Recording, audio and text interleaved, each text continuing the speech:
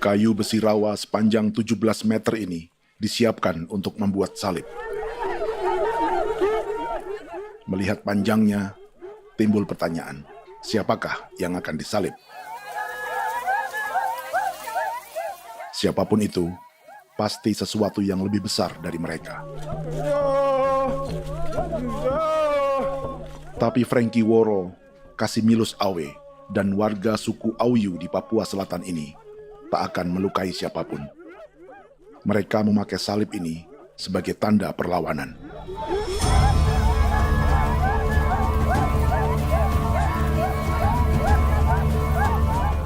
Yang mereka lawan memang lebih besar, yaitu pemerintah Republik Indonesia. Pemerintah sedang mengincar 2,5 juta hektar hutan orang Papua untuk proyek tanaman industri pangan dan energi.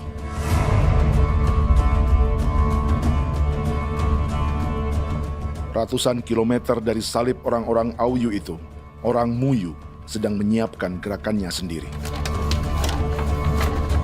Tapi kali ini dalam bentuk sebuah pesta. Pesta yang disiapkan oleh marga Kimco Jinibjo selama 10 tahun.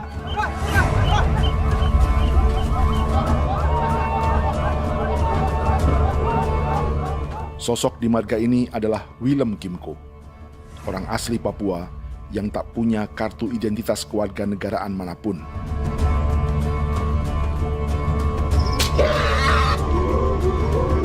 Pesta adat ini sudah cukup langka, tak hanya di Papua, bahkan di kawasan Pasifik dan peradaban Melanesia. Awalnya bayarnya aneh kalau bukan. Itu nih hati kau teker bipnuka, kau teker bipnuka, dan jitana ya kati kau beri barang dipo. Kau memang ambil kau kuning. Ada gagasan dan gerakan sosial di balik pesta orang-orang Muyu ini, sama dengan gerakan salib merah yang dimulai orang-orang Auyu. Salib ini akan menjadi yang terbesar dari 1.800 salib merah yang telah ditancapkan berbagai suku di Papua Selatan dalam 10 tahun terakhir. Ribuan salib merah yang dipadukan dengan palang adat adalah tanda larangan yang menyatukan unsur-unsur adat dan agama. Kami percaya bahwa kalau memang kami sudah tidak mampu untuk menyelesaikan persoalan ini, dalam hal ini perusahaan tidak bisa masuk, berarti kami minta bantuan kepada nenek moyang dan Tuhan.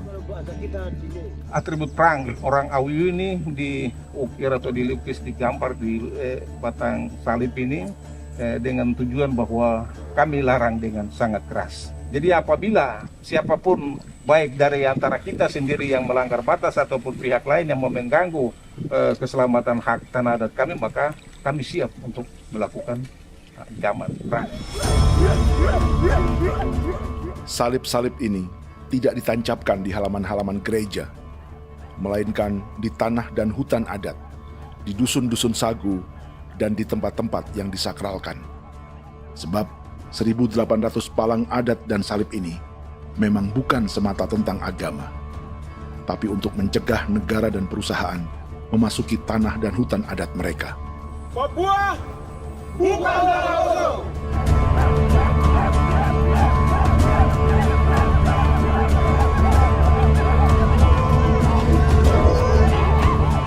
Di zaman TikTok ini, kami ingin menceritakan semua ini lewat film yang pendek.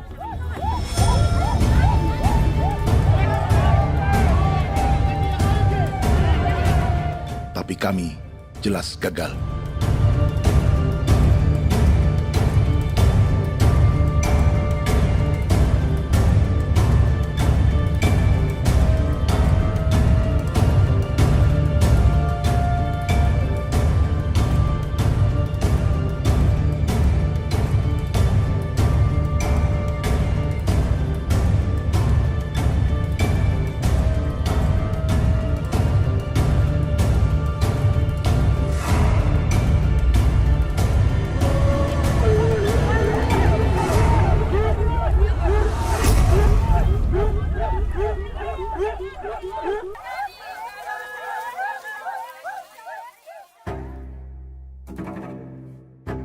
Di planet ini, ada 5 pemilik hutan hujan tropis terluas yang tersisa. Kongo di Afrika, Brazil, Peru, Bolivia, dan Indonesia.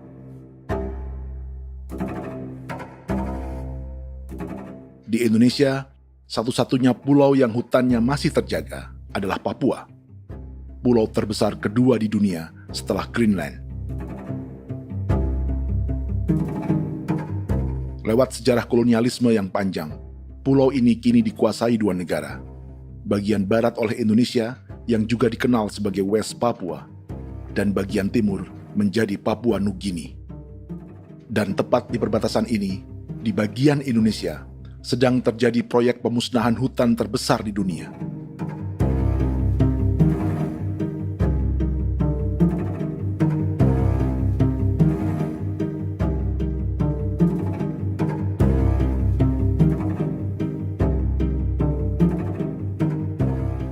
Pemerintah Indonesia sedang membuka lebih dari 2,5 juta hektar hutan untuk sawit, tebu, padi, dan peternakan. Ini disebut proyek strategis nasional untuk lumbung pangan dan energi yang jadi ambisi 3 presiden. Bagian terbesar direncanakan untuk mencetak sawah seluas 1,3 juta hektar. Lalu bagian lain akan ditanami tebu seluas 560.000 hektar untuk gula dan bioetanol. Setiap liter bensin di Indonesia akan dicampur bioetanol 10% atau E10. Ada 10 perusahaan di proyek ini, dan semuanya dimiliki oleh 1 keluarga saja. Berikutnya, ada areal sawit seluas 400.000 hektar untuk biodiesel. Targetnya mencampur 50% solar dengan minyak sawit atau B50. Dan terakhir, pemerintah akan membuka peternakan seluas 380.000 hektar. Jadi, apa yang salah dengan proyek pangan dan energi ini? 5 orang Papua dalam film ini akan menjawabnya.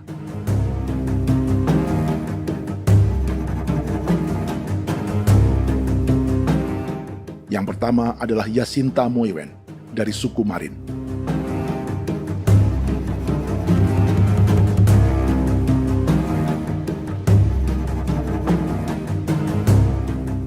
Yasinta dan warga di distrik Ilwayap di Merauke sudah menjadi korban. Hutan dan rawa sebagai sumber pangan dan ekonominya telah dihancurkan. Jalan sepanjang 135 km sedang dibuat, dan di kiri kanannya akan dicetak 1 juta hektar sawah. Mereka sulit menolak atau melawan. Salib sudah digeser, masih datang lagi dengan senjata mereka nih. Karena proyek ini juga dijaga tentara. Macam-macam senjatanya.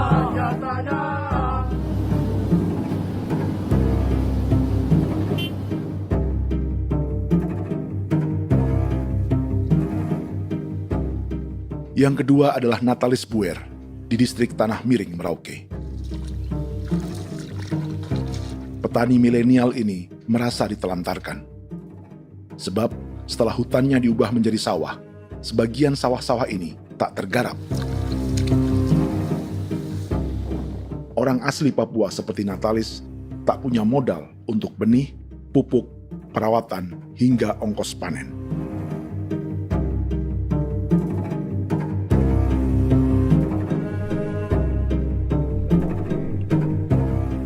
Orang ketiga adalah Vincent Kuipalo dari suku Yenan di distrik Jagebob, Merauke.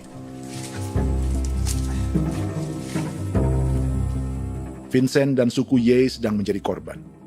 Hutan adat orang-orang Ye sedang dihancurkan untuk perkebunan tebu dan bioetanol. Tanah mereka juga diincar untuk markas-markas militer, pasukan yang akan menjaga proyek pangan dan energi ini.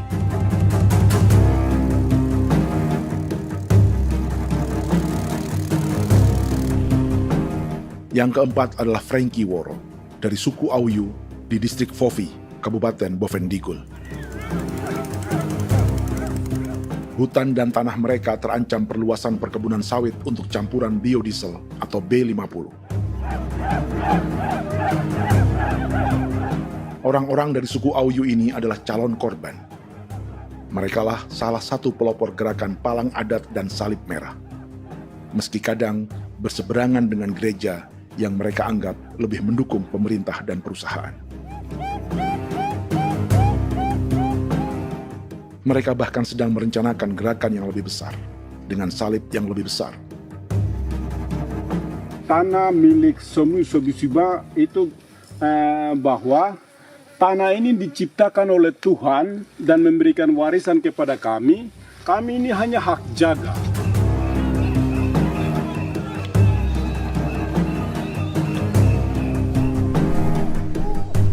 Sosok kelima adalah Willem Kimco dari suku Muyu di Bovendigul. Tokoh adat dari Muyu ini hidup di garis belakang proyek negara, sehingga belum menjadi korban. Tapi mereka sedang bersiap menghadapi segala kemungkinan. Tinggal di belantara dan perbatasan membuat sebagian mereka tak punya status kewarganegaraan. Tapi mereka telah hidup jauh sebelum ada Indonesia atau Papua Nugini.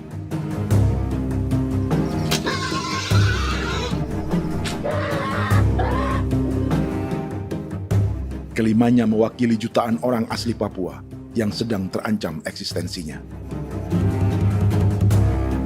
Jika kita merasa kepunahan peradaban Neanderthal di Eropa, Aztec dan Inca di Amerika, atau aborigin di Australia adalah sejarah masa lalu, film ini menceritakan bagaimana pemusnahan sebuah bangsa dan kepunahan sebuah peradaban sedang terjadi di masa hidup kita. Kepunahan bukan karena kerusakan lingkungan dan ruang hidup semata, juga karena dihantam 60 tahun operasi militer.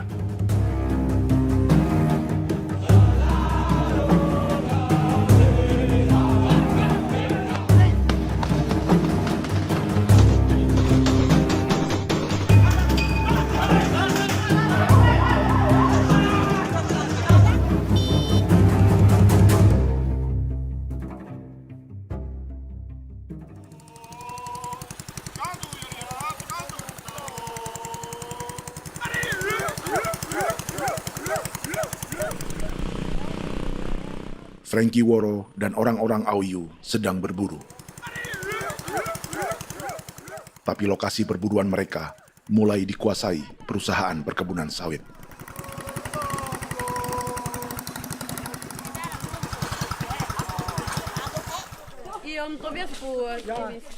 Kita akan menuju arah ke Inabusu. Di sana kami akan masuk di wilayah konsesi perusahaan PT Indo Asiana Lestari, dan di situ ya ada survei-survei mereka yang mereka pernah lakukan, tapi juga kami ada lakukan tanda-tanda saksi di sana.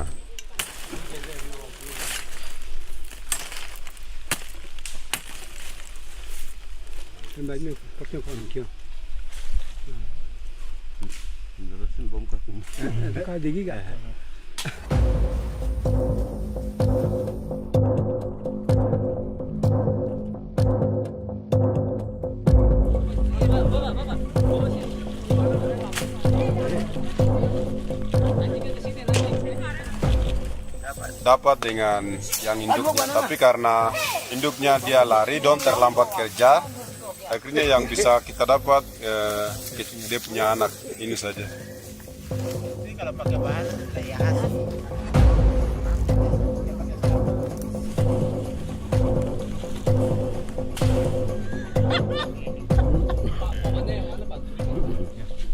Pohon ini pohon bitanggur, dia punya kayu ini kita biasa gunakan untuk kerja perahu, dan juga kulit depu getanya itu kita pakai untuk kerja ini, panah-panah ini lem, jadikan lem ini, panah-panah. Hutan ini adalah supermarket bagi suku Auyu. Juga lumbung pangan atau bank untuk menyimpan deposito kekayaan alam. Hutan juga tempat yang penuh dengan sejarah suku, situs budaya, dan tempat-tempat sakral. Inilah yang sedang mereka pertahankan dari incaran pemerintah dan perusahaan. Untuk semua alasan ini, mereka menancapkan ribuan salib merah.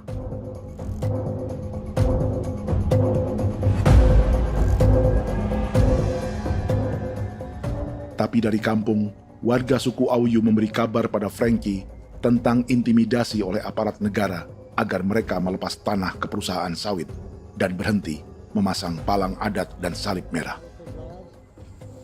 Ada beberapa titik yang saya sudah siap, tetapi di sini emergensi dari saya, terutama di Kampung Sokangon, PT Damai Timber. Dia mengganggu saya dengan menggunakan kekerasan maupun pihak hukum. Dan kemarin saya ada pernyataan penolakan secara resmi, tapi masih tetap dengan menggunakan pihak hukum untuk masuk, untuk harus dituntut saya untuk harus diterima perusahaan itu. Kita di situ ada 15 marga, tetapi 15 marga juga tidak setuju. Marga-marga siapa yang terima dan marga-marga mana saja yang menolak. Nanti kita lihat dari pertimbangan itu, dan di situ dan kita undang mereka untuk bicara dengan kami. Sebagai sosok yang aktif dalam gerakan, warga Auyu terus memberi informasi lapangan kepada Frankie yang tak selalu berada di kampungnya. Izin pernyataan yang mereka paksa saya untuk tanda tangan itu, tapi sementara saya tidak tanda tangan. Data semua ada di tangan saya. Ya. Baik, kalau gitu itu lebih bagus karena tanda tangan itu yang berbahaya. Iya. Tanda tangan itu yang lebih berbahaya karena sekarang ini modern dan canggih, dan itu yang mereka biasa pakai untuk tipu muslihat. Mereka biasa pakai itu di tanda tangan itu. Betul.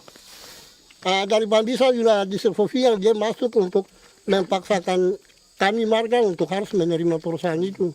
Tapi kemarin kami sudah menolak. Babinsa nama bosku. Babinsa ini nama bosku. Oh, ya. Itu yang sekarang strategi militer yang sekarang mereka pakai. Jadi yang penting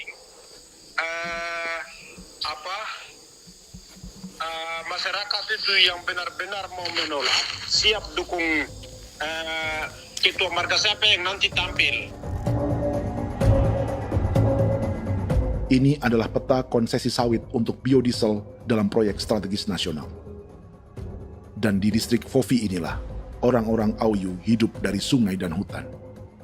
Tapi Frankie di Bovendigul masih lebih beruntung.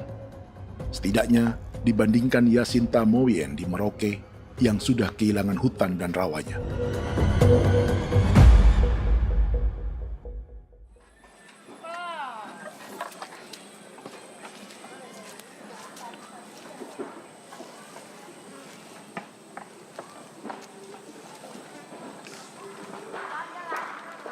Yasinta dari suku Marin adalah petani sayur di Kampung Wanam, distrik Ilwayap, Merauke. Memanfaatkan lahan yang ada, ia berkebun dan menjual hasilnya ke pasar kampung. Ini ekonomi warga di Wanam untuk menghasilkan uang, lalu memberi barang kebutuhan yang tak bisa mereka produksi sendiri. Tapi kehidupan sebenarnya ditopang oleh ekosistem hutan dan rawa. Inilah sumber pangan utama dan peradaban mereka.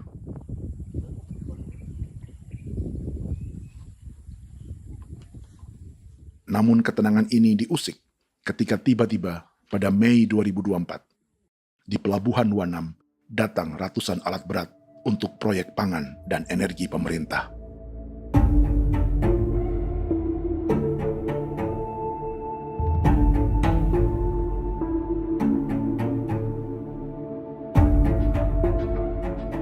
Kami masyarakat setempat kami tidak tahu. Kami kaget pagi-pagi kapal sudah ada di pelabuhan kami.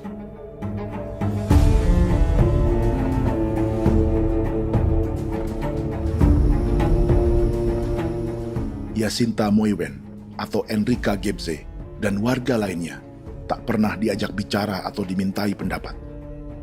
Seakan-akan Papua adalah tanah kosong. Kita suka kaget yang dong bawa turun alat berat dong bawa turun, kita kaget masyarakat. Dorang subongkar itu kayu-kayu.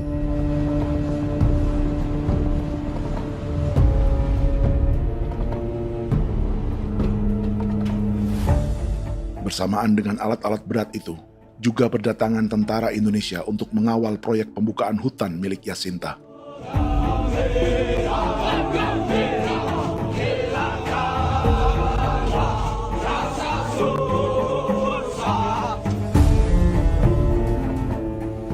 Ribu alat berat didatangkan dari Cina ke Papua oleh perusahaan bernama John Lin Group sebagai kontraktor pemerintah. Ini disebut sebagai pesanan eskavator terbesar di dunia dengan nilai 4 triliun rupiah. Misinya membuka hutan dan rawa milik orang Marin, salah satunya untuk membangun jalan sepanjang 135 km. Sementara di kiri kanannya akan dicetak sawah yang ditargetkan seluas 1,3 juta hektar. Jalan berupa garis lurus ini bukan rute tradisional ekonomi masyarakat. Jalan ini akan menghubungkan kawasan perkebunan sawit dan tebu di sebelah timur, juga untuk mobilisasi pasukan militer. John Lin Group adalah perusahaan yang dimiliki Andi Samsudin Arsyad atau yang dikenal dengan Haji Isam. Sebagian orang mengenalnya sebagai pengusaha yang hobi balapan mobil.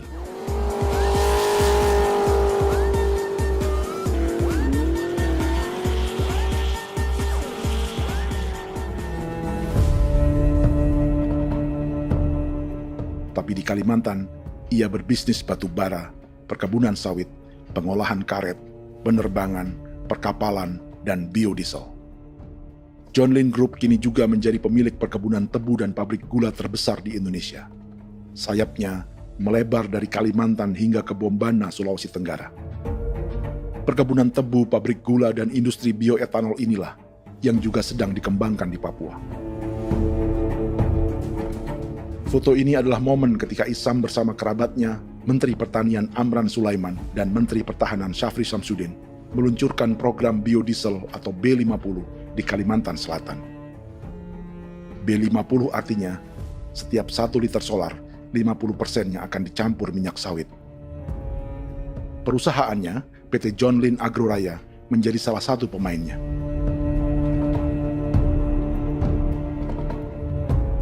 Sepanjang tahun 2025, saham PT John Lin Agroraya pernah naik hingga 700%.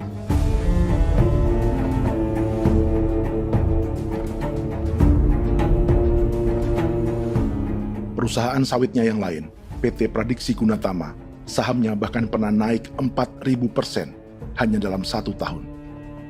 Dari harga saham ini saja, nilai kekayaan keluarga Isam diperkirakan mencapai 100 triliun rupiah lebih, menjadikannya salah satu keluarga terkaya di Indonesia dan salah satu pemain penting industri bioenergi.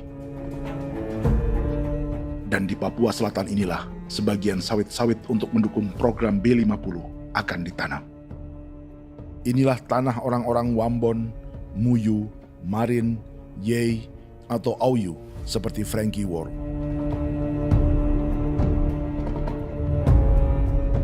Haji Isam pernah menjadi tim kampanye nasional Presiden Joko Widodo dalam pemilu 2019 saat melawan Prabowo. Bintang Mahaputra Utama diberikan kepada Saudara Andi Syamsuddin Arsyad. Beliau berjasa luar biasa dalam mendorong pertumbuhan ekonomi daerah maupun nasional. Setelah menjadi presiden, Prabowo memberi gelar kehormatan Bintang Mahaputra Utama pada Isam.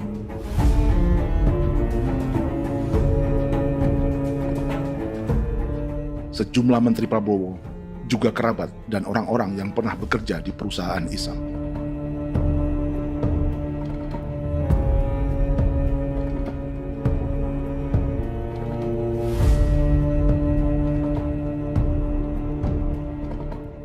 Lawan sebesar inilah yang sedang dihadapi Jacinta di kampung Wanam, Merauke. Atau petani perempuan lain seperti Enrika Gebse. Jadi alam kita ini sudah rusak. Jadi kita itu biasa jalan dari sini tuh harus pasang jerat di situ, harus cari makan di situ lagi. Itu tempat-tempat itu pasang-pasang jerat, tempat babi, rusa, sekarang sudah tidak ada lagi.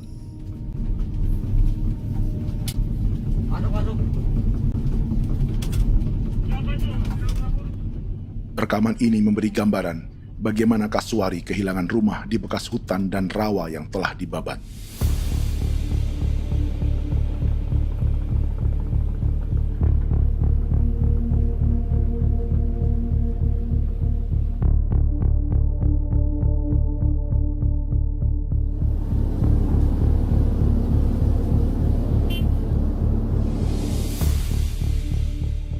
Keterlibatan tentara dalam proyek pangan dan energi di Papua memakai dalih bahwa ancaman terhadap negara kini tak hanya perang secara militer,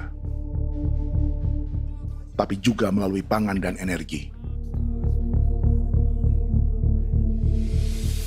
Kementerian Pertahanan pun terlibat karena proyek ini dianggap operasi militer selain perang. Jadi tugas kamu adalah menjaga sumber cadangan pangan nasional. Macam-macam senjatanya, Proyek ini menambah panjang alasan mempertahankan kehadiran tentara di Papua dalam 60 tahun terakhir. Saat ini, jumlah tentara Indonesia di Papua mencapai 56.000 personel, atau ada 1 tentara untuk setiap 100 orang Papua. Bandingkan dengan rata-rata nasional, di mana hanya ada 1 tentara untuk 696 penduduk Indonesia. Itu belum termasuk polisi. Artinya, 1 orang Papua dijaga lebih banyak senjata dari rata-rata penduduk Indonesia. Tanah dan hutan diambil secara sepihak untuk kepentingan pembangunan batalion dan bandar antariksa. Ini bentuk perampasan masyarakat. Penolakan kehadiran markas-markas militer terjadi di sejumlah tempat di Papua. Tak hanya karena trauma dan ketakutan, juga karena mengambil tanah-tanah adat.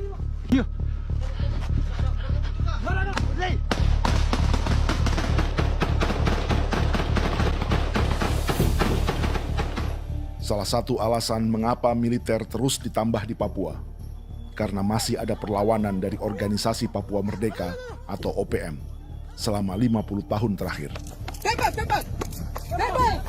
Ayo. Tapi kekuatan militer OPM diperkirakan hanya 1.430 personel dan 360 pucuk senjata. Selebihnya, mereka menggunakan senjata tradisional.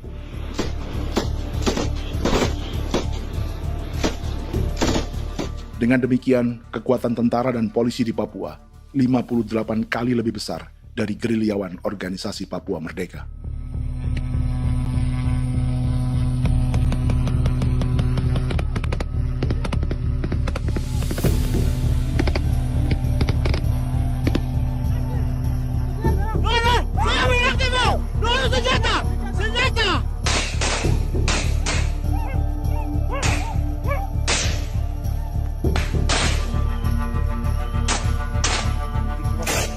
Sebagian tentara berada di garis depan pertempuran, tapi sebagian besar lainnya terlibat operasi non-tempur menjaga proyek pemerintah dan investor swasta.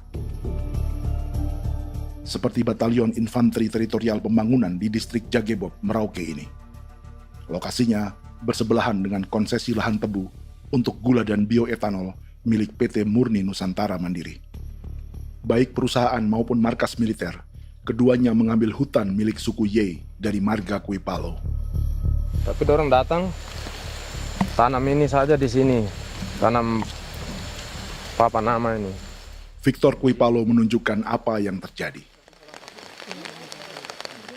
Jadi kita juga kaget ini. Nah kalau ini papa nama ini memang, ini papa nama ditanam tapi bukan haknya mereka yang ini. Ini hak kami di sini, hak dusun kami, marga Kuipalo yang punya hak dusun ini. Setelah memasang patok, alat berat mulai bekerja untuk membangun markas militer di tanah orang Ye.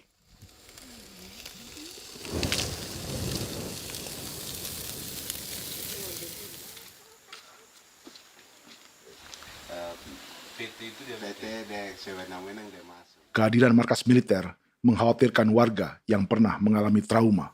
Takut kenapa? Kalau macam yang awal macam sekarang bu kampung hidup ini kan aman. Terus kenapa harus didirikan korem di sini?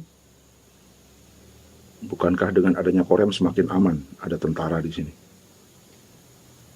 Kalau untuk kampung kayaknya tidak bisa aman kalau ada tentara, paling masyarakat dipukul itu ini.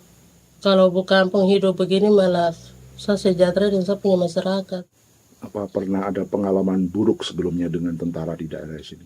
Ada yang cerita waktu pos-pos di sini tuh di 13, 12 itu zaman katanya Patimura. Memang kasihan. Malah kita punya orang ini yang dianiaya betul, dipukul.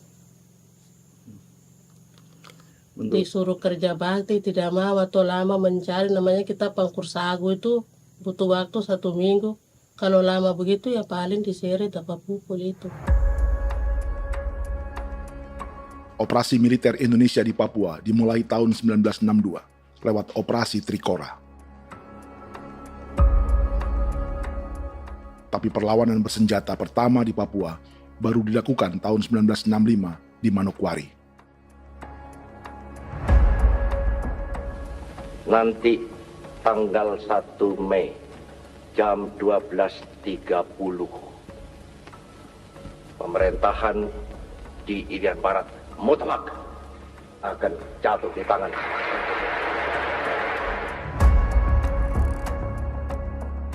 Sejak itu, selama 60 tahun, operasi militer untuk menaklukkan Papua terus dilakukan. Salah satu operasi militer paling berdarah adalah Operasi Wibawa untuk memenangkan Indonesia dalam jajak pendapat tahun 1969. 643 orang tewas di Paniai. Lalu disusul 4.146 korban tewas antara tahun 1977 hingga 1978.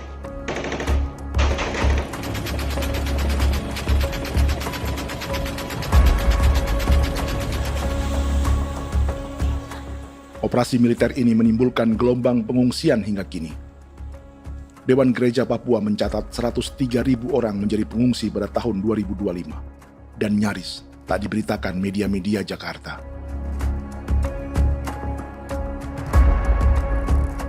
Jumlah pengungsi terbesar tercatat di Nduga yang mencapai 20.000 jiwa. Banyak di antaranya yang sedang hamil, seperti Jubiana, salah satu pengungsi Nduga. Jadi ini tagarik mesti kagi be muguruk berselari di namen wane gosem bigari me egirik munene an nimbo misle berselar nene wam darik lek prak de oi gore bangal no so ndak lo yo nandam yanet ndang no gat de nanen di ko nerwa membri wal marwa egirik munene wa tringel no semana ngal siak ya ber kumbik nyak masala orena me wo suluk ri namen wani go semane kuman nak wani wani ndemo lo ndak misri namen bre go lo nak no semana ne be minit waru ra kana bi ne dige war de mino pragit de laina bulan Maret April yana mana kantan barang ne lire na bam ne Jubiana lalu menamai anaknya pengungsi Kogoya. Selain Jubiana, juga ada Emma dari Maibrat yang melahirkan di hutan. Sampai di kampung gini, katanya bilang ada tentara yang bangun jembatan. Ya, capek itu juga pun masih tahan. Kembali lagi ke hutan lagi. Berputar sampai saya jatuh di tengah jalan. Orang sampai terbanting di kayu semuanya. Berasa sakit begitu. Melengkapnya tuh Domika Serli, pengungsi Wako. Masyarakat sipil dari Kampung Aitrem sementara mengungsi karena kampungnya sementara dikuasai oleh TNI Polri. Seratusan ribu pengungsi di Papua saat ini jauh melampaui jumlah yang mengungsi ke Papua Nugini tahun 1984, yaitu 10.000 orang karena menghindari operasi militer.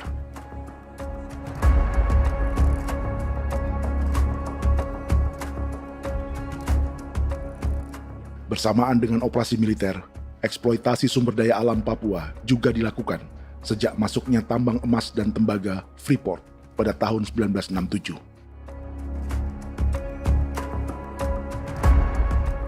Disusul perkebunan sawit awal tahun 1980-an. Lalu ada perburuan buaya untuk diambil kulitnya.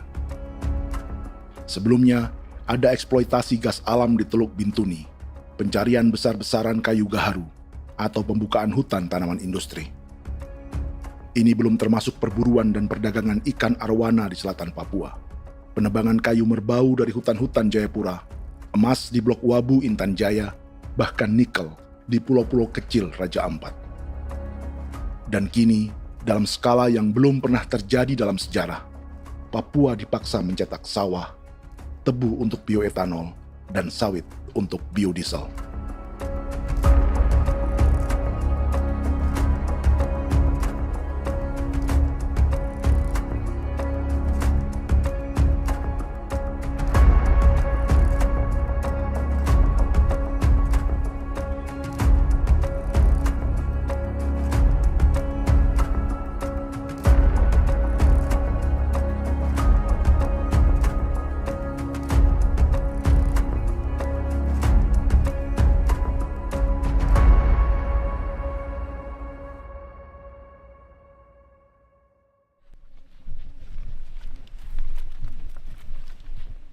Inilah yang sedang menimpa keluarga Vincent dan Victor Kuipalo di Merauke.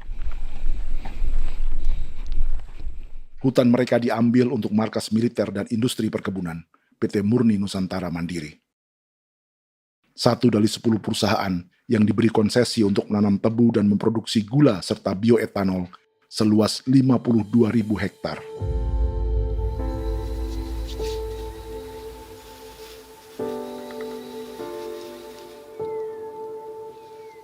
Perusahaan ini dianggap mengambil hutan dan tanah orang-orang Ye, terutama marga Kuipalo, yang memiliki hak adat terhadap 2.300 hektar hutan.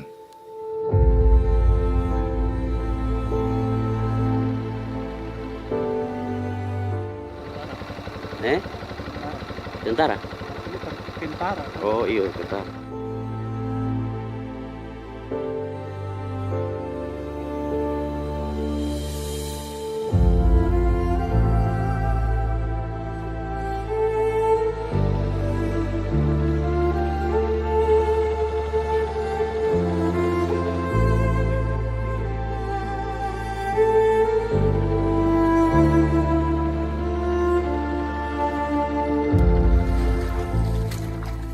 Keluarga Kuipalo sedang melihat apakah perusahaan semakin mengancam tanah mereka.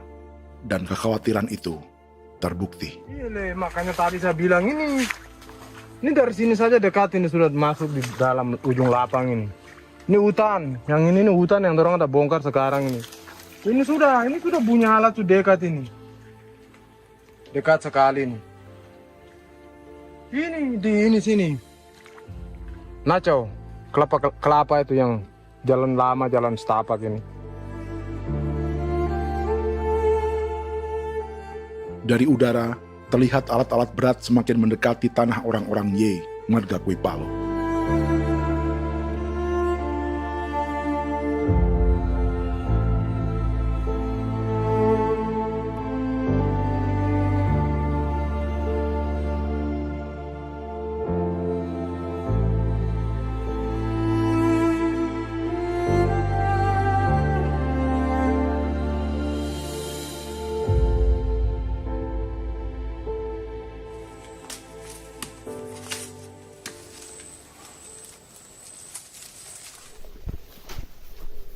Keesokan harinya, Victor dan kerabatnya memberi tanda cat merah di pohon-pohon yang berada di batas tanah mereka.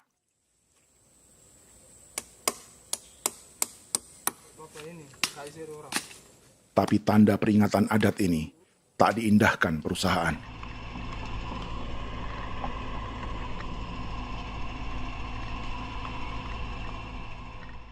Dua bulan kemudian, perusahaan tetap memasuki tanah marga Kuipalo. Sama.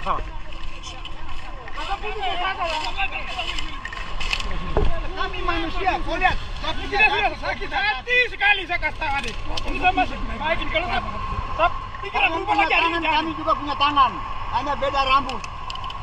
Mister itu juga. Woi, buka. Tidak.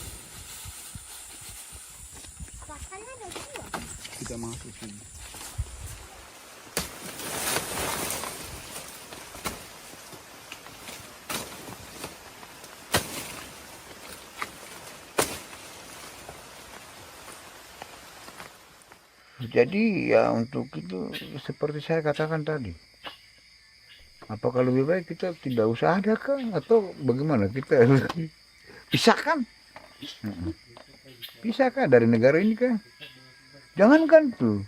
Saya kemarin bicara sama Daniel, datang sama saya dengan persoalan Kodam ini. Saya bilang, Pak Daniel, kalau lebih baik saya ngungsi ke Papua Nugini. Dia bilang, aduh Bapak jangan begitu. Ya memang, kalau tidak bisa menghargai kami, lebih baik pilihan yang itu yang saya memilih. Lebih baik saya pindah dari sini. Saya mengungsi ke Papua Nugini, di negara tetangga. Masih di laut. Apa? Ada ini. Makanya saya bilang sama Kapolsek, Pak, Agustus ini, 17 Agustus saya tidak kasih naik bendera merah putih. Saya bendera ada, nanti saya taruh di meja. Bendera saya ada. Karena saya punya pikiran percuma, kita ini merasa bahwa kita hidup di bawah naungan merah putih. Ternyata merah putih tidak lindungi kami. Tidak anggap kami sebagai kami rakyatnya. Dia lambang negara. Dan kami menghargai lambang negara itu. Ternyata lambang negara ini, kita bernaung di bawah lambang negara ini, kita tidak dilindungi. Hak kita tidak dihargai.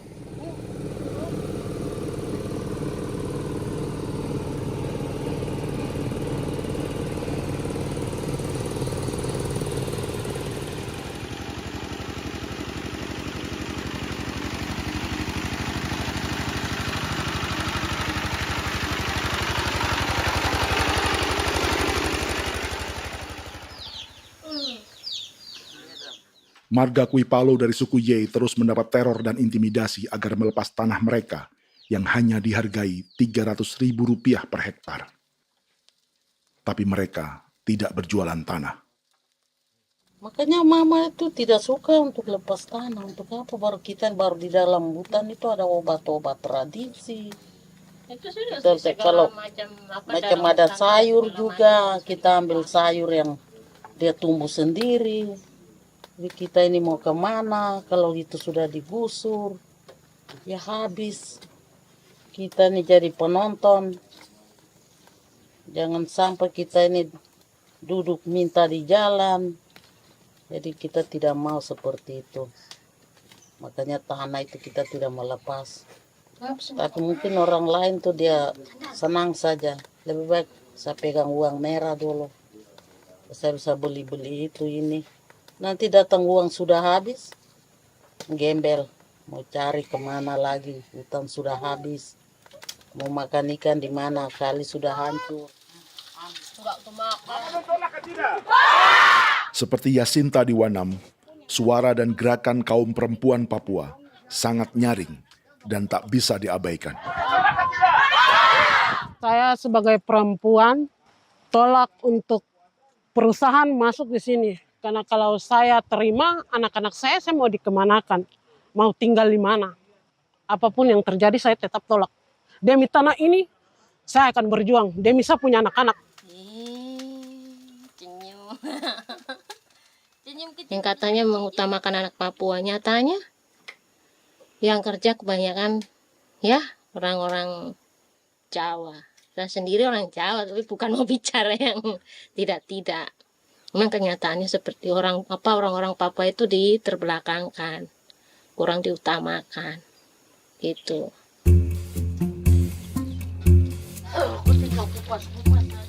Proyek food estate seperti mencetak sawah, bukannya tak diikuti warga Papua.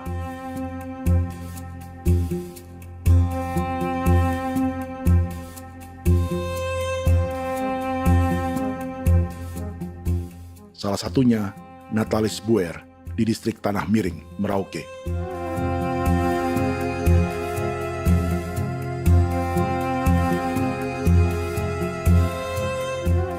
Setelah menghabisi hutan, pemerintah Indonesia mencetak sawah untuk tanaman padi karena beras mulai menjadi makanan pokok menggantikan sagu.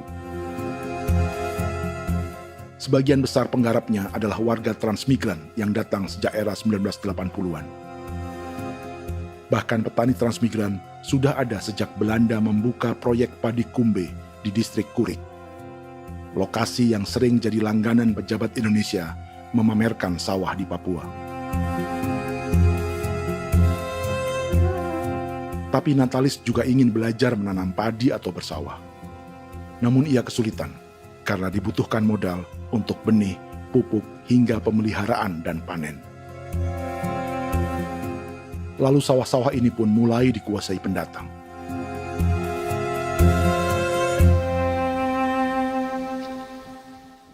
Tapi sejauh ini di kampung kami ini yang saya lihat memang ada kelompok kami punya di sini yang sudah tergabung dalam Gapoktan, kemudian masuk dalam optimalisasi lahan.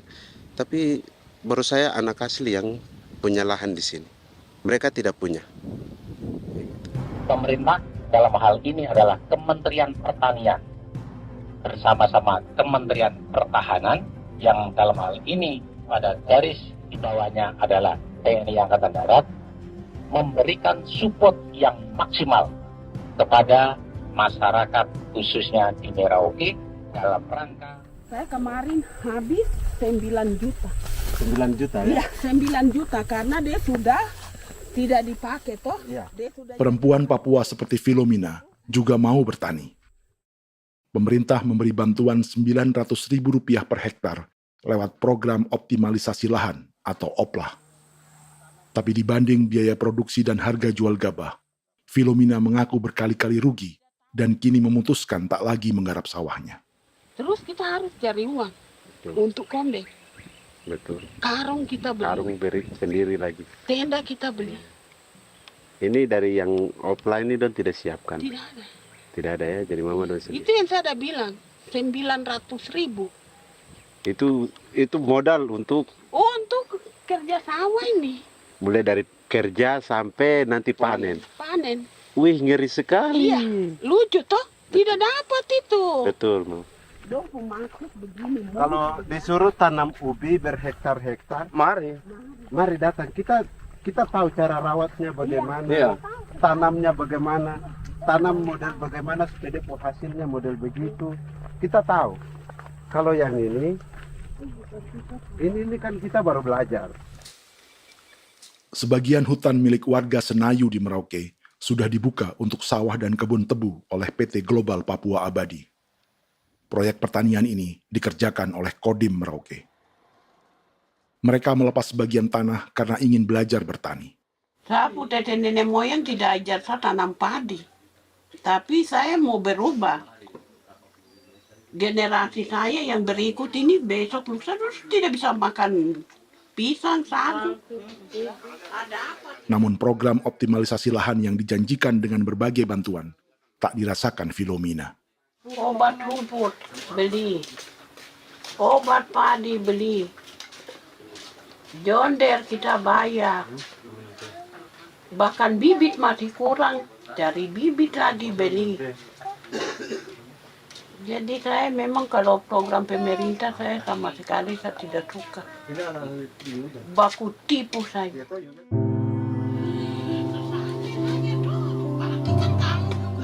Mereka merasa ditinggalkan sendiri, jatuh bangun belajar bertani padi. Sementara sumber pangan dan air yang semula mudah didapat, kini telah berganti sawah dan kebun tebu. Dulu kita masih bisa jalan, nanti masak di kali, pakai air kali. Minum pakai air kali. Sekarang, kok mau masak? Tidak ada air, Air sudah susu, mau minum tidak bisa. Sudah dengan obat. Drone semprot tebu itu saja drone. Drone yang semprot. Saya lihat di itu. Jadi kita bukan drone yang terbang di atas untuk disemprot. Dong lempar pupuk di bawah ya dia mengalir ke kali. Mengalir ke kali, ke rawa-rawa.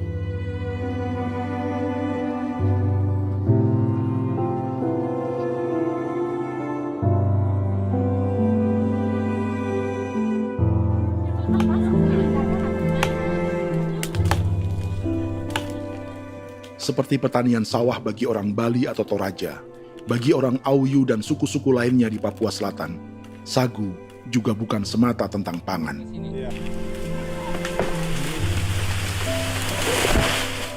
Bagi orang Auyu dan Marin, sagu adalah kerabat, sosok orang tua, sosok nenek moyang yang harus dijaga dan dilindungi. Lagi bikin apa mama ini mama? Pakai toko itu sagu.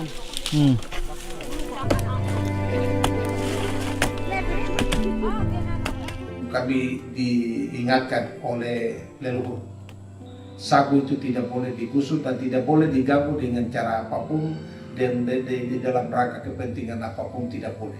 Kamu harus bela, bahkan sampai nyawa pun harus menjadi taruhan demi membela keselamatan pergerakan sagu di atas tanah ini.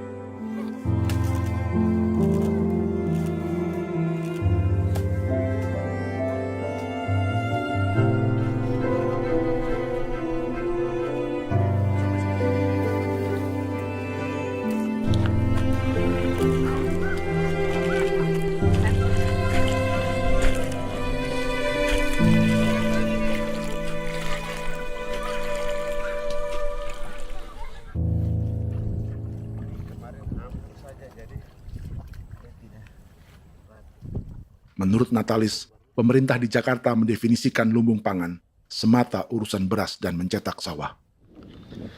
Sebenarnya orang Papua itu bukan tidak bisa bertani. Kami tanam ubi itu bagian dari pertanian. Nah, pertanian yang dimaksud oleh pemerintah itu harusnya selalu itu kalau bisa pemerintah harus spesifikkan pertanian apa yang dimaksud, pertanian tanam padi atau pertanian tanam ubi, petasan dan lain-lain. Ini yang harus dispesifikkan dulu. Begitu, sehingga tidak menjustifikasi kami orang asli Marin bahwa kami tidak bisa bertani. Bukan. Kami buka kebun besar-besar di sana, bahkan bermeter-meter, ratus-ratus meter pakai sekop, bukan pakai ekskavator, tapi ini pakai skop. Itu pertanian, begitu. Bagi Natalis, alih-alih memaksimalkan sawah-sawah yang sudah ada untuk petani Papua, pemerintah selalu membuka hutan baru, seperti dikerjakan perusahaan John Lynn Group dan melibatkan tentara. Padahal, sejarah keterlibatan militer dalam proyek food estate atau cetak sawah adalah sejarah kegagalan yang bertubi-tubi 4 presiden selama 30 tahun terakhir.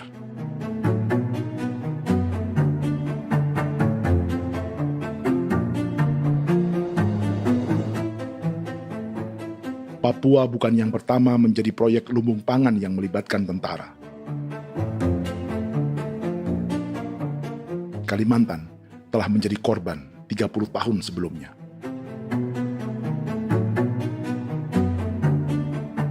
Ini adalah bekas hutan yang sudah dibuka di Pulang Pisau, Kalimantan Tengah. Tahun 1996, di era Presiden Jenderal Soeharto, ia menghabisi 1 juta hutan di lahan gambut untuk mencetak sawah demi memenuhi ambisi swasembada beras, bukan swasembada pangan. Hutan tropis Kalimantan dihabisi dalam skala yang belum pernah terjadi dalam sejarah. Di bawah rezim militeristik, tak ada yang berani melawan keinginan Soeharto, termasuk orang Dayak seperti Kuneng. Nggak bisa dihalangi itu. Nggak boleh dihalangi. Ya kalau ada kata-kata aja menghalangi, sudah kita diseret ke kepolisian dulu. Atau bisa langsung di PKI-kan. Iya, di PKI-kan gitulah. Jadi kita tuh nggak berani apa-apa dulu tuh. Apa maunya aja. Misal bilangnya A.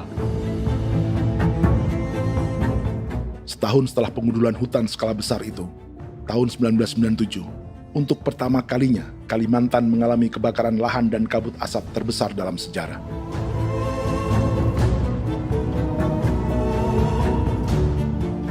Sebagai ilustrasi, ini kondisi kabut asap tahun 2015.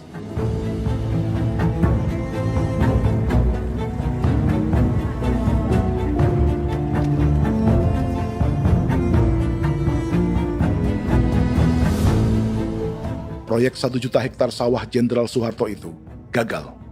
Bendungan dan saluran irigasi mangkrak hingga kini.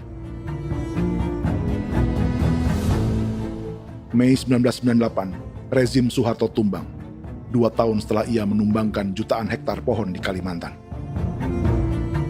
Setiap tahun, lokasi ini menyumbang kebakaran dan kabut asap yang merugikan jutaan orang. Sawah yang berhasil di Kalimantan justru bukan sawah yang dibangun Jenderal Soeharto, melainkan yang dirintis para transmigran sejak era 1980-an. Sawah-sawah inilah yang ikut digarap oleh militer di era Presiden Joko Widodo. Dan hasil dari proyek food estate Presiden Jokowi itu sama sekali jong nih, nggak ada harapan lagi sudah seperti ini. Tapi Jokowi terus memperluas area food estate hingga 16.000 hektar. Presiden Jokowi juga menyerahkan urusan lumbung pangan ini kepada Prabowo yang saat itu menjadi Menteri Pertahanan.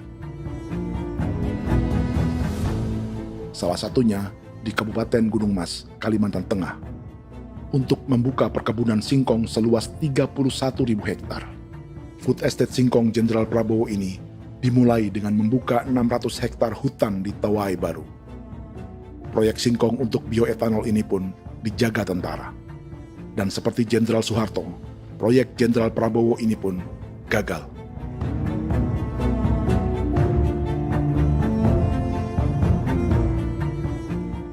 Dengan reputasi ini, Joko Widodo dan Prabowo justru sedang membuka 2,5 juta hektar di Papua.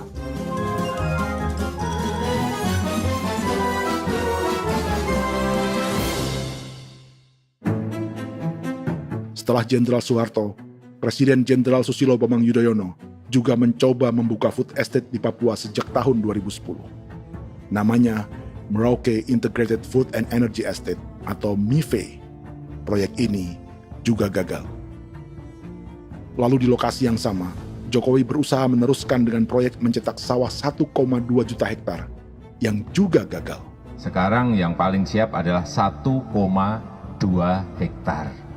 Yang 1,2 juta hektar. Dan kini, Prabowo yang pernah gagal dengan 600 hektar singkong di Kalimantan justru akan mengulangi di Papua dengan skala 2,5 juta hektar. Di daerah Papua pun harus ditanam kelapa sawit supaya bisa menghasilkan juga BBM dari kelapa sawit. Dalam setiap proyek pangan dan energi di Papua, yang lebih menonjol bukan tanaman pangannya, melainkan untuk energi atau bahan bakarnya. Sawit untuk biodiesel dan tebu untuk industri bioetanol. Ada 10 perusahaan yang diberi konsesi hingga 0,5 juta hektar untuk tebu.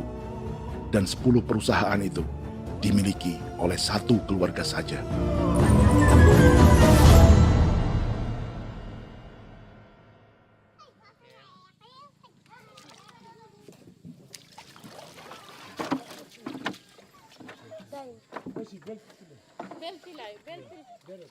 Para perempuan Auyu di Bovendigul akan berangkat memancing. Priska Beni membantu menyiapkan perahu.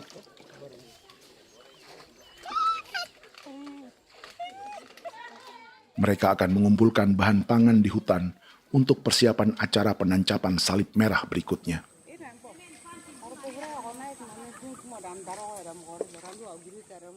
Priska sudah mengambil posisi memancing.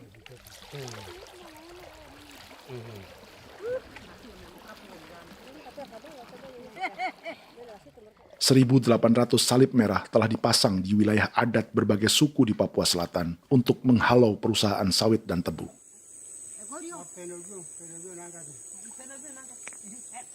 Maria Tebung yang paling muda datang membawa hasil. 2 ekor ikan gastor alias gabus toraja. Sebagai generasi Z, pendidikannya sampai sekolah dasar. Di perusahaan perkebunan seperti sawit atau tebu, ijazah SD hanya bisa menjadi buruh kasar. Tapi ia tak tertarik.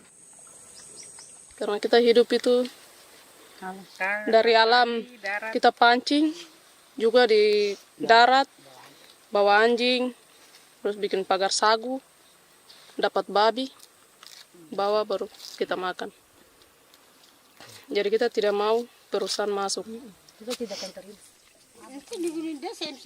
Sementara Priska Beni masih mencari peruntungan. Tapi baginya, menjadi nelayan di Sungai Fofi masih lebih baik daripada bekerja 9 tahun di perkebunan sawit. sudah pengalaman, jadi kita tidak mau lagi. Seberapa lama ketika kerja itu? Selama di sana. 9 tahun di sana. 9 tahun? Saya baru pulang dari perusahaan. Selama 9 tahun kerja di sawit, bisa punya rumah kah? Atau Tidak. motor kah? Tidak. Johnson kah? Tidak. Cuma makan saja. Pendapatan juga kan tidak lebih. Habis dimakan.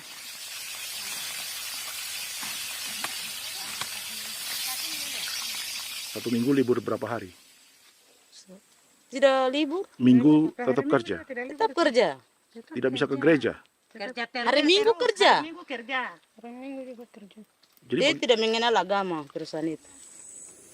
Di grup perusahaan sawit Korindo, Priska digaji 2 juta rupiah per bulan dan tinggal di mes karyawan. Tapi gaji itu dipotong bahan makanan atau BAMA rata-rata 1 juta rupiah setiap bulan. Korindo adalah grup perusahaan yang salah satu usahanya adalah hutan tanaman industri dan sawit di Bovendigul dan Merauke. Di Papua, mereka memakai bendera PT Tunas Sarwa Ema. Perusahaan ini pernah memberi bantuan pada Keuskupan Agung Merauke. Keuskupan Merauke belakangan mengeluarkan pernyataan mendukung proyek strategis nasional di Papua. Umat Katolik yang memprotes sikap gereja tersebut ditangkap polisi. Jadi selama 9 tahun tidak bisa nabung? Tidak. Makan saja. Makan saja. Makan saja. Menabung bagaimana keperluan banyak. Tidak sampai. Habis di anak-anak uang sekolah. Uang 1 juta itu mana sampai. Menabung juga tidak cukup. Sudah pengalaman, jadi kalau di sini perusahaan mau masuk tidak.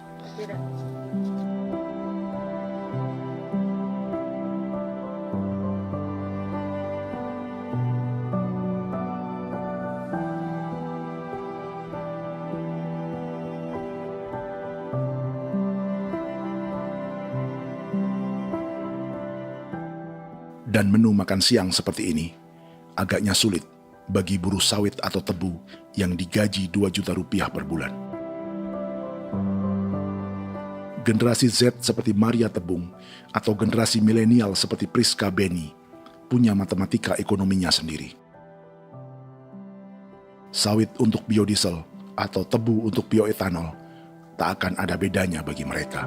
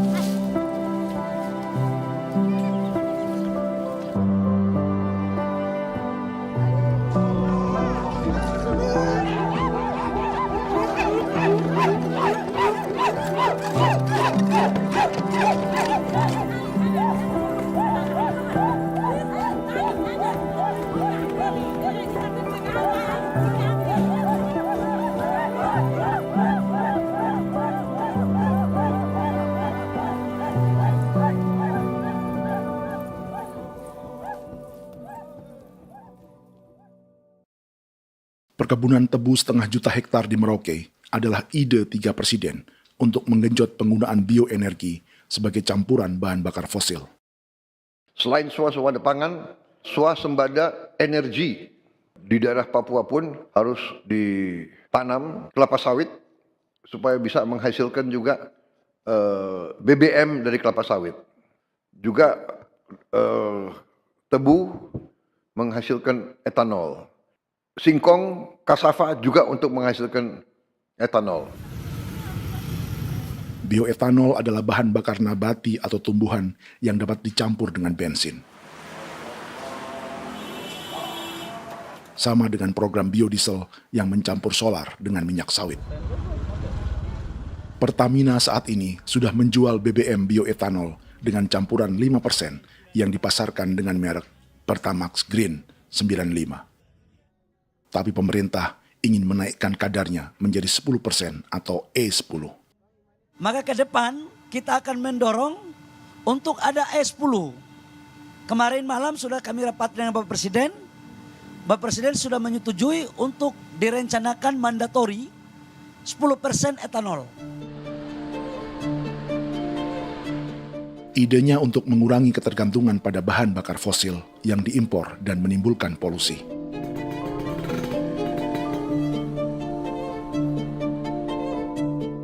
Tapi bioetanol bukannya tak mengorbankan lingkungan, hutan, rawa, dan manusia. Karena program E10 membutuhkan 7,3 miliar liter bioetanol, maka lahan yang dibuka untuk menanam tebu bisa mencapai 1,3 juta hektar. Sementara saat ini, luas perkebunan tebu di Indonesia hanya 500 sampai 600 ribu hektar. Artinya, butuh lahan baru hingga 800 ribu hektar untuk menanam tebu. Dan 500 ribu hektar diantaranya sedang dibuka di Papua. Hutan yang tadinya untuk menumbuhkan pangan berubah jadi tanaman untuk bahan bakar di jalanan. Kecepatan pulihnya hutan beradu dengan jumlah dan kecepatan kendaraan di jalanan.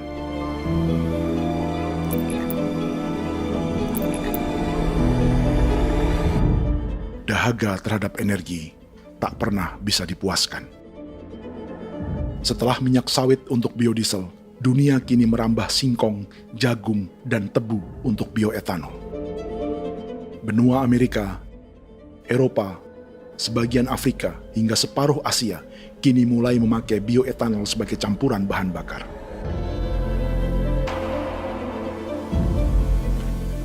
Selain perebutan lahan, masa depan dunia juga dibayangi semakin mahalnya harga pangan karena persaingan antara perut manusia dengan tangki kendaraan. Ini adalah lokasi perkebunan tebu dan bioetanol PT Murni Nusantara Mandiri yang mengancam tanah Vincent Quipalo dan orang-orang Ye di Merauke. Beberapa kilometer di selatan adalah PT Global Papua Abadi yang mengancam tanah orang-orang Muyu dan Marin. Dua perusahaan ini adalah bagian dari 10 perusahaan yang mendapat konsesi lahan untuk tebu dan bioetanol di Merauke. Batas konsesi mereka bahkan sama dengan batas negara Indonesia dengan Papua Nugini. Salah satu ciri bahwa peta konsesi ini dibuat di Jakarta dari atas meja.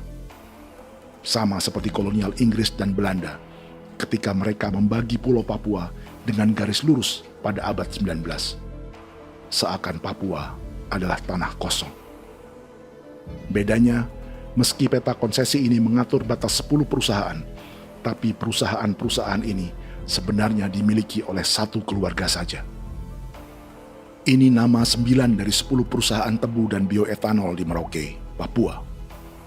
99% saham mereka dimiliki sebuah perusahaan bernama PT Merauke Nusantara Manis. Sementara 1% sisanya dimiliki PT Merauke Gula Mandiri. Tapi saham kedua perusahaan ini dimiliki PT Merauke Sugar Group. Dan perusahaan ini, 90% sahamnya dimiliki pengusaha bernama Angelia Bonaventure Sudirman, serta perusahaan bernama Zico Trust dan Resource Harvest. Lalu 10% lainnya dikuasai PT Papua Energi Abadi, yang pemiliknya adalah Dudi Christian dan Angel Madeline. Sekarang, mari kita lihat siapa mereka. Angelia Sudirman adalah keponakan dari salah satu konglomerat sawit Indonesia, Martias Fangiono. 9 perusahaan di Papua ini berada di bawah bendera Merauke Sugar Group. Dan Merauke Sugar Group hanya satu dari 7 grup perusahaan milik keluarga Fangiono.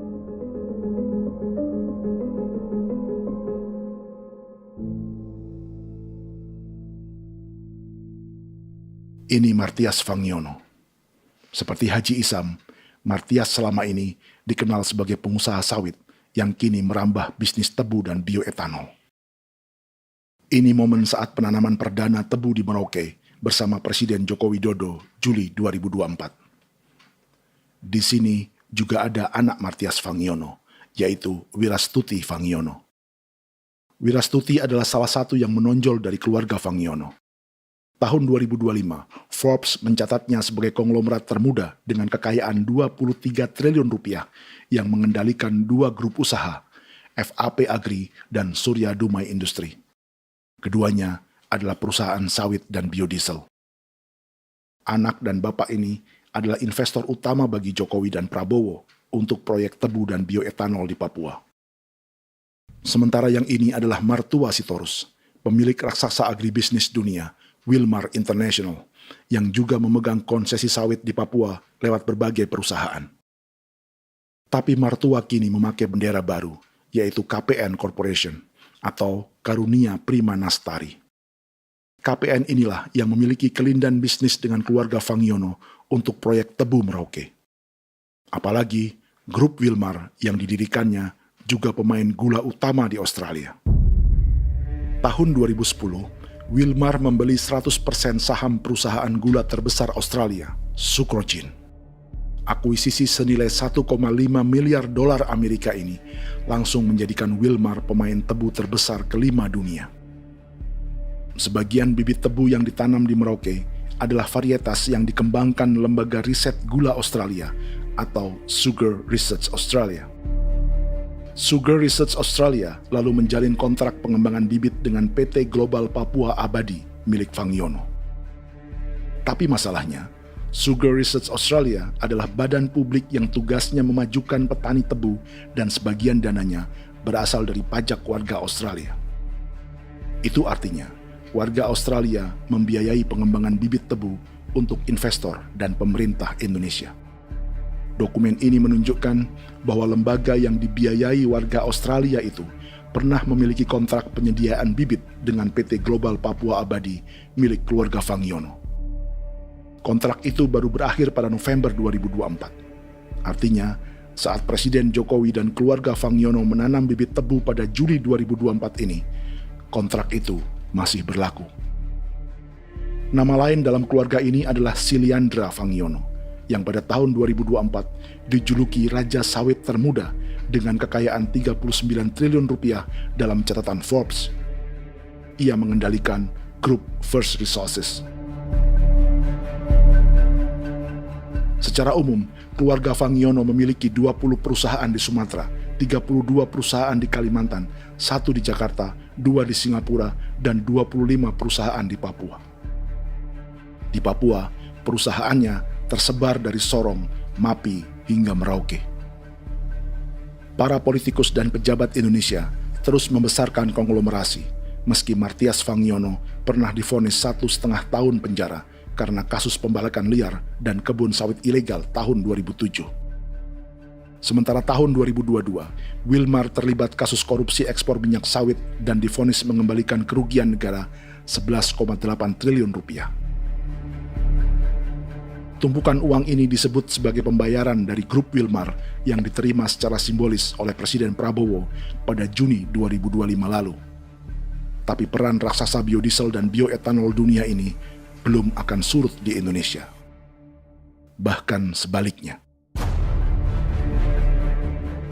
Sebuah dokumen presentasi bisnis dari Wilmar International Limited pada tahun 2010 ini bisa menjadi petunjuk. Presentasi ini bagian dari proses pembelian 100% saham raksasa tebu Australia, Sucrogin.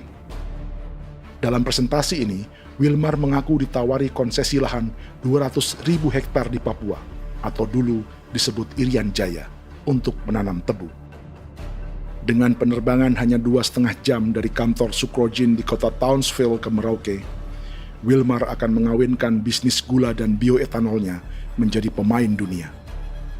Dan lokasi yang diincar oleh Wilmar adalah distrik Ilwayap di Merauke, kampung halaman Yasinta Moiwen. Dan persis disinilah, 14 tahun kemudian, ribuan eskavator John Lynn Group milik Haji Isam mulai membuka hutan sebagai kontraktor pemerintah. Presentasi dan gagasan ini dibuat oleh Wilmar pada Juli tahun 2010. Sebulan kemudian, Agustus 2010, pemerintah Presiden Susilo Bambang Yudhoyono meluncurkan proyek Lumbung Pangan dan Energi Merauke atau Merauke Integrated Food and Energy Estate. Targetnya membuka lahan 1 juta hektar dalam 5 klaster yang masing-masing 200.000 hektar. Angka yang sama dengan presentasi Wilmar. 5 tahun kemudian, 2015, giliran Presiden Joko Widodo yang mau melanjutkan proyek pangan dan energi 1,2 juta hektar. Menjelang pensiun sebagai presiden, Jokowi kembali menggencarkan proyek ini dan melibatkan Prabowo sebagai Menteri Pertahanan. Jokowi lalu mendukung Prabowo sebagai presiden berpasangan dengan anaknya, Gibran Rakabuming Raka sebagai wakil presiden. Kini, setelah menjadi presiden, giliran Prabowo yang melanjutkan proyek bioetanol dan biodiesel dengan memobilisasi militer dan melibatkan pejabat-pejabat yang juga para elit partai koalisinya.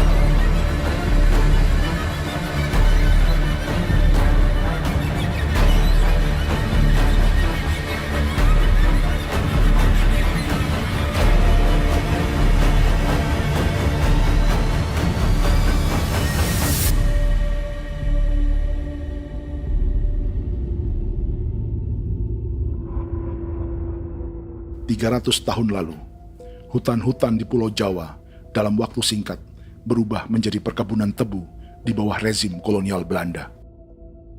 Orang Jawa menjadi buruh dan petaninya dipaksa menanam tebu. Dari kolonialisme dan politik tanam paksa itu, Belanda memperkaya negara dan para investornya. Tak puas membuka hutan untuk perkebunan di Jawa dan Sumatera, kolonial Belanda menanam tebu hingga di Suriname dan mengerahkan ribuan orang Jawa sebagai buruh pada tahun 1890. Inggris yang sudah menguasai negara seluas India dan Papua Nugini pun masih menanam tebu jauh di tengah Samudra Pasifik, di tanah orang-orang Fiji. Lalu memindahkan puluhan ribu orang India menjadi buruh di sana. 200 tahun sebelumnya, ratusan ribu orang Afrika bahkan diperbudak untuk bekerja di perkebunan-perkebunan tebu Spanyol dari selatan Eropa hingga Karibia, Kuba, atau Jamaika. Jika dulu tebu menjadi gula atau emas putih, kini cerita kolonialisme tebu berlanjut di Papua untuk bahan bakar nabati atau bioetanol. Dan seperti semua cerita tentang kolonialisme, akan ada yang berpesta dan ada yang membayar. Dalam setiap cerita pesta kolonialisme, baik di Jawa, Karibia, atau di Papua, selalu melibatkan para elit lokal, dari pejabat, perwira, hingga agamawan. Tapi dalam setiap kolonialisme, juga selalu ada cerita tentang mereka yang mempertahankan diri dan melawan.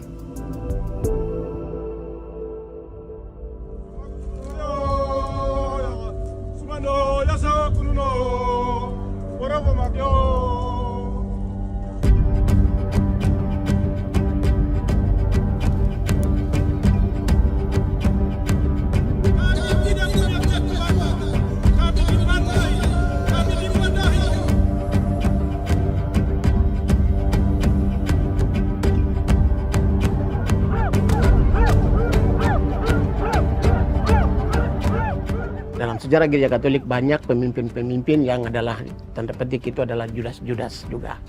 Jadi itu sudah pasti karena itu adalah manusia. Satu sisi sebagai manusia dalam perjalanan digoda, apalagi ada dalam posisi-posisi jabatan, ya mungkin banyak tawaran-tawaran lain, lalu disitulah terjadi pergeseran keberpihakannya kepada misi gereja tadi itu untuk umat, untuk mereka yang tertindas. Orang kirim eksavator, orang kirim tentara, orang kirim polisi. Pukul kami bukan pencuri, kami tidak pernah mencuri orang barang. Kami tidak pernah menangis ke orang lain. Kami tidak pernah menangis ke kita bapak mama, kami menangis kepadamu. Tuhan kami lemah. Aku tidak tahu. Dia kata, ini hijau cikui ya. Orang lain datang ke bangsa kami, ke wilayah kami untuk kasih habis kami.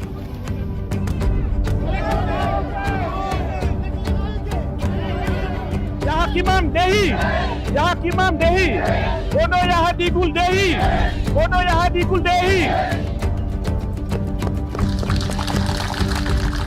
Kita buat sasi seperti begini untuk menolak perusahaan apapun yang masuk di tanah kami. Kalau kita kasih, kita bikin rusak sekarang, kita punya generasi berikutnya mau dapat kemana? Jadi kita nyatakan sikap di sore hari ini, kami tolak! Apa yang dilakukan pemerintah untuk PSN adalah kejahatan. Pemerintah bagian dari kejahatan, aktor perusak dan pembunuh terhadap negara, terhadap alam, hutan, terhadap manusia. Jadi negara jadi aktor pembunuh. Jadi Pilatusnya siapa? Negara, pemerintah Jakarta ini. Tanah Wiu bukan tanah kosong. Masyarakat adat kami rasakan. Perusahaan tolak. Biar langsung.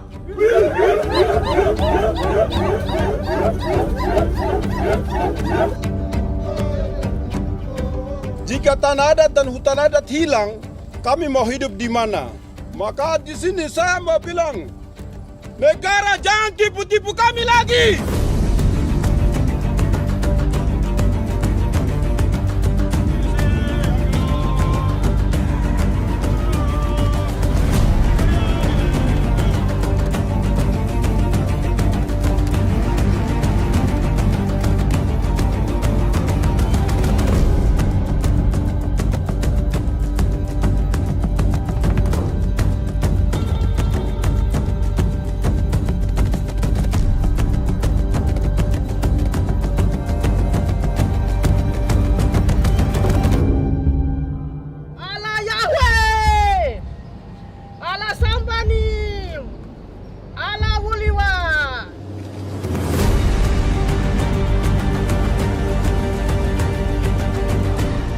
Kalau kami dianggap orang Papua itu bagian daripada Republik ini, tolong hargai kami. Dengan adanya PSN, PT John Lindrop yang sudah menerobos tanah kami dan hutan kami, merusak alam kami. Itu yang kami datang ke Jakarta jauh-jauh dari Papua. Kami mau bersuara kepada Bapak Presiden Prabowo Subianto, di mana keadilan untuk masyarakat Papua. Tolong lihat masyarakat Papua yang sudah mati. Kami bersepakat menyatakan, 1. Gereja-gereja di Indonesia mendukung masyarakat adat yang menolak proyek strategis nasional di tanah Papua. 2. Gereja-gereja di Indonesia menolak militerisme dan otoritarianisme di Indonesia.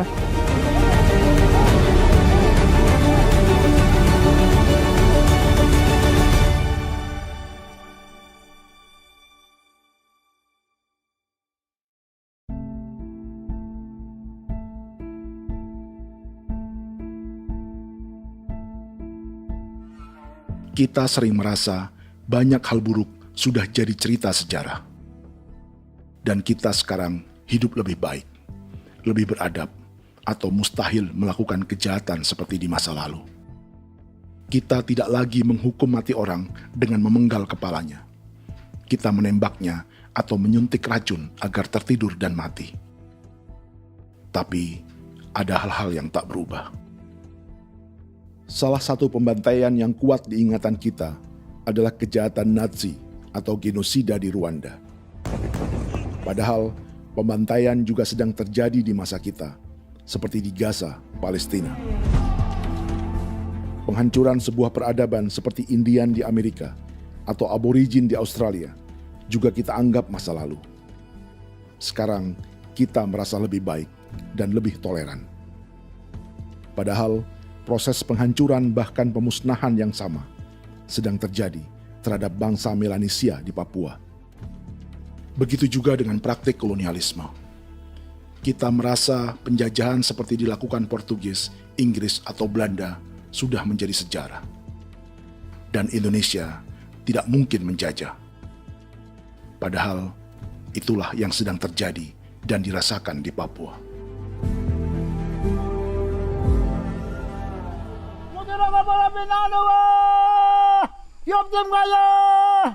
Kau yang maya, upaka maya, anak dia mana nama. Jalannya sejarah ini disadari Willem Kimco di pedalaman Bovendigol, Papua.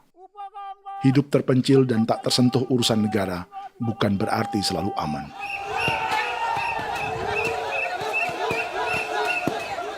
Untuk sampai di tempat ini, orang-orang Muyu menempuh 2 hari berjalan kaki mengarungi hutan, lembah, dan sungai.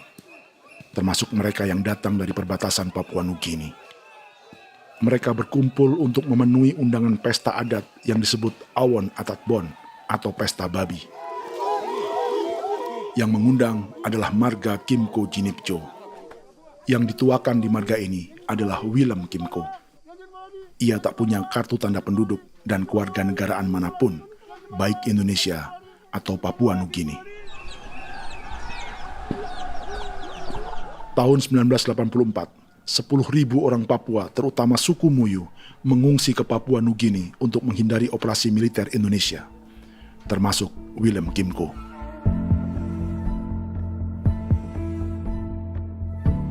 Apa yang membuat pesta adat ini istimewa?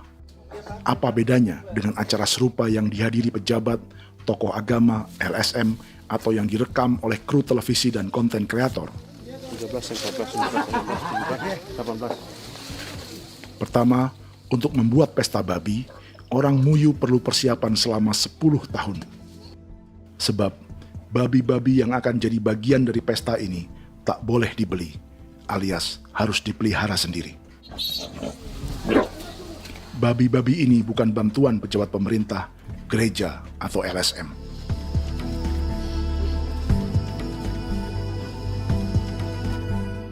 Yang kedua, babi-babi ini tidak dipelihara di kandang.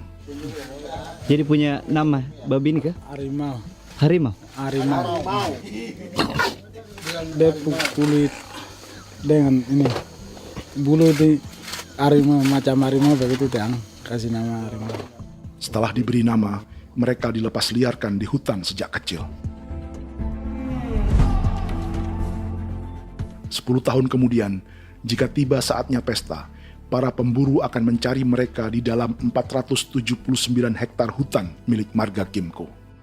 Suku atau marga lain tak akan mencurinya di hutan, karena mereka sudah punya babi dan wilayah masing-masing. Itu artinya mereka harus tetap menjaga dan mempertahankan hutannya agar babi-babi bisa hidup. Demikian juga dengan lahan pangan mereka, yang menumbuhkan sagu, keladi, atau aneka sayuran.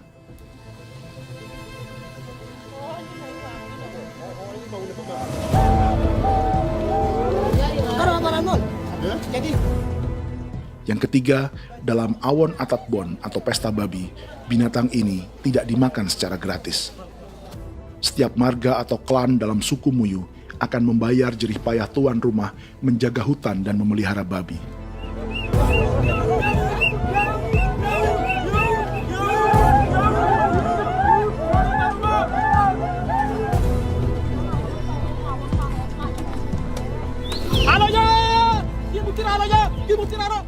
Ini seperti arisan untuk menjaga budaya dan lingkungan. Bagian dari budaya dan ekonomi timbal balik yang ditandai dengan siklus memberi dan menerima.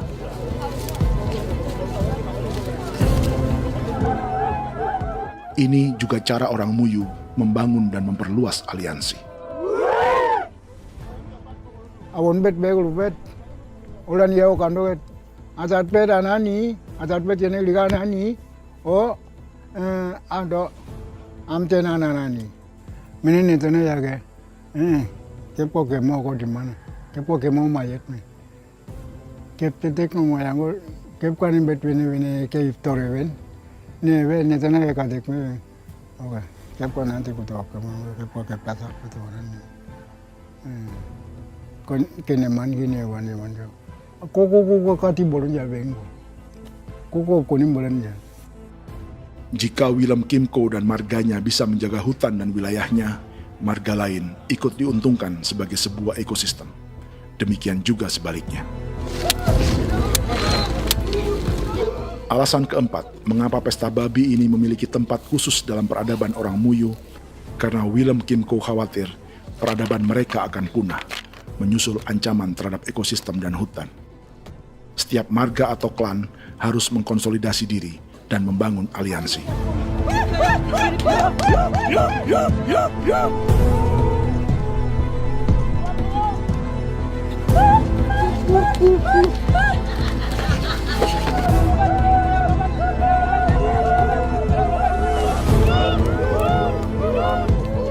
Kekhawatiran Willem dan orang-orang Muyu tak berlebihan. Ruang hidup mereka bersinggungan dengan proyek bioetanol dan biodiesel pemerintah Indonesia. Mereka juga tahu apa yang telah dan sedang menimpa suku lain seperti Auyu di Bovendigul atau Yainan dan Marin Anim di Merauke.